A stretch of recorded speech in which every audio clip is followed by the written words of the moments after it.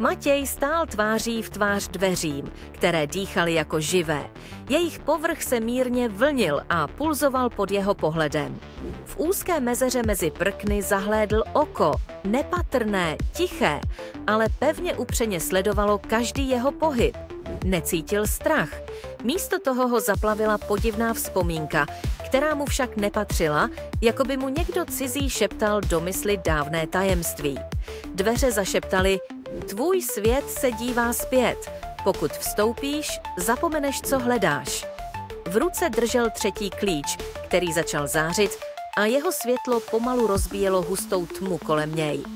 Náhle se dveře začaly pohybovat, neotevíraly se do stran, ale jakoby se propadaly sami do sebe, jakoby pohlcovali čas i prostor. Vzduch kolem se kroutil, svíjel a měnil tvar, až zůstalo jen nic. Ani světlo, ani stín, jen prázdná stránka, která se rozprostírala za dveřmi jako nekonečné plátno. V jejím rohu byl nakreslený další klíč, ten však nebyl skutečný, jen stín na papíře, který se zdál být živý. Matěj natáhl ruku, ale obraz se začal rozmazávat, mizel jako vymazaný gumou, až zůstalo jen tiché šeptání: poslední klíč se nepíše inkoustem, ale krví.